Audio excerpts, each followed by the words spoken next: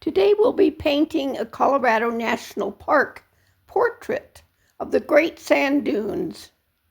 This is in southern Colorado in the San Luis Valley, and I am going to be painting it in acrylic paint on watercolor paper. I will put the photograph up in the right-hand upper corner so you can kind of see what I'm trying to do as far as drawing in a few guidelines. I do not draw very darkly. I actually don't draw too often. A lot of times I paint directly and do a little bit of drawing with the paint, if you want to call it that. You can see I'm trying to make them the marks a little bit darker so that you can see that I'm sketching in parts that will represent the dunes that I am seeing dark shadows. This is very descriptive of the sand dunes, and it's just a trait that you have to be able to capture so that the dunes will look like the dunes. And so you'll see patterns of dark that have similar shapes, but these dunes are always changing because of the wind and the movement of the sand and shifting and blowing. And it just makes a beautiful thing to paint, a beautiful thing to look at, a beautiful thing to visit, or I should say a beautiful place to visit. Okay, so I'm showing you some of the brushes and paints that I'll be using. About a 1-inch brush, flat, and also a smaller 1/4-inch flat, and a smaller round, about an 1/8 inch, or I might have had a 1/4 inch round in there. I don't know the number of it, the number on it. As I'm sketching in with the first layers of paint, I start from the top of the paper and work down. I'm putting the paint on a little thicker than you would with watercolor. I'm trying to use the opacity of the paint and work a little bit more like I would if I was painting on a canvas. You can paint in a watercolor way with a lot of washes and very light washes to begin with if you're on using acrylic paint on paper. And that's a beautiful way to capture layers of paint and light. And this approach today is just to block in those big shapes. So the sky is one big shape, the mountain in the background, in the distance is another big shape that I want to capture. I want the consistency of color in each of the bigger shapes. So the mountain range there that I'm putting in the far away background area is going to be pretty much the same color so that I don't get too much going on. It needs to be simple and the color different than the dunes, because it is a mountain, and the way you'll see it if you visit the sand dunes, you will see that it's a blue mountain. It's just a great way to capture it with the blue. And so that's what I'm trying to achieve. The sky is a little different than I'm used to painting. I like to paint the clear blue sky, but the photograph I'm working from has kind of a dusty looking, foggy looking sky, which has some beauty to it, especially as I've noticed as I painted the thicker paint into the sky. It's giving it some clouds, but kind of a interesting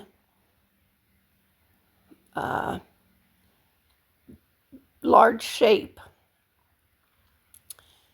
Now, as I'm putting in the smaller shadows in the dunes, I'm putting in those major shapes that I sketched in, the dark areas, always trying to work from dark to light. And you can see they create kind of an interesting pattern, almost a repetitious pattern, but very changeable.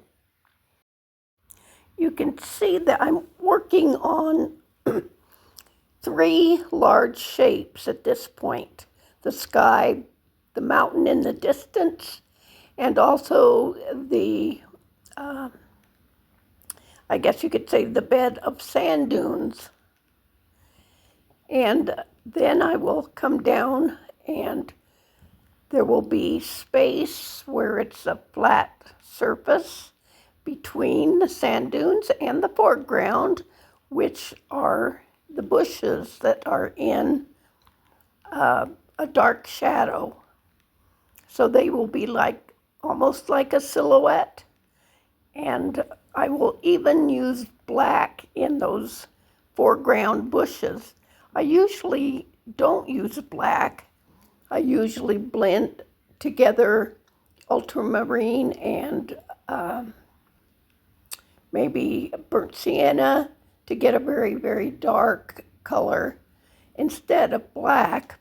But since the dunes have lots of ultramarine and some red tone and reddishness to them, I like to think of this foreground element, which are the dark bushes, to be I guess you would say, the 5th layer or the 5th big shape, and different from each of the other big shapes. So we have the sky, the faraway mountain, and the dunes, then the sand in front of the dunes, and in our foreground we have the bushes. Like what?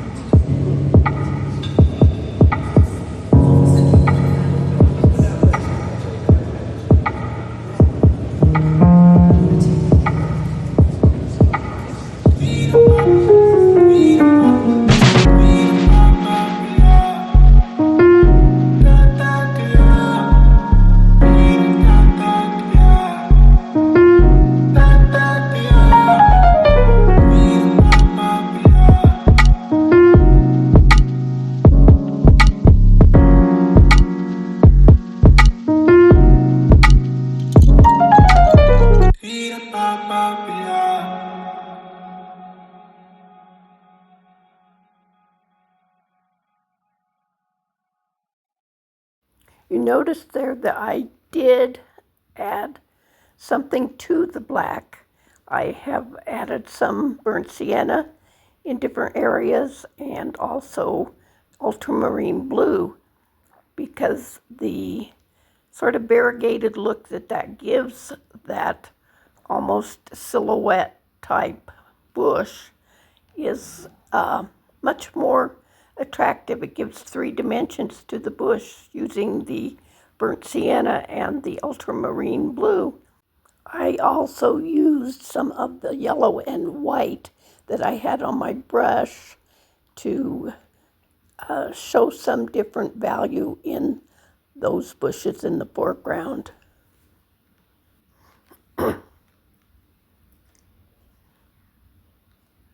I'm sharpening up the line between the sky and the blue mountain range in the background, and just adding some light value to that lower part of the sky, which makes a nice natural feeling to the atmosphere.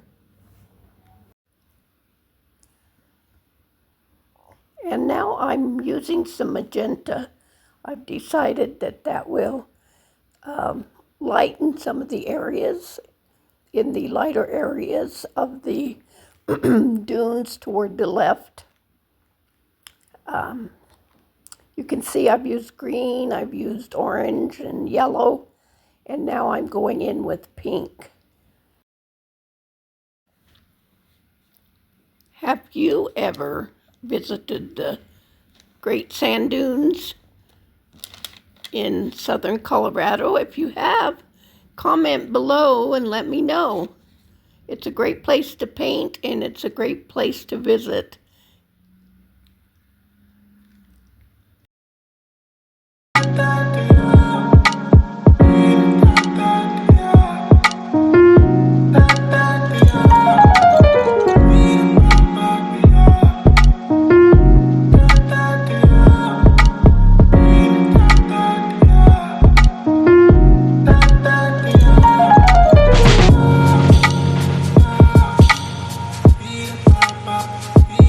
I'm now going in with that same magenta and putting some more highlight and different color on those dunes in the or those bushes in the foreground, and the sand that are the flat ground will sort of get lots of the color from the dunes, and the you'll see me changing and layering sort of very watered down paint in a glaze.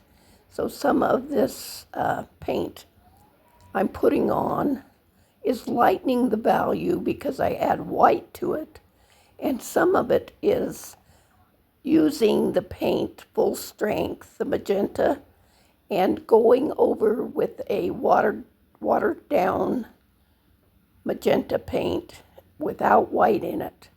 And that clean color will be, it's a transparent color, and it will really pull together the whole harmony. I guess you could say it will produce harmony in the whole piece as I touch in the magenta, whether it be mixed with white or whether it be glazed in a clear fashion.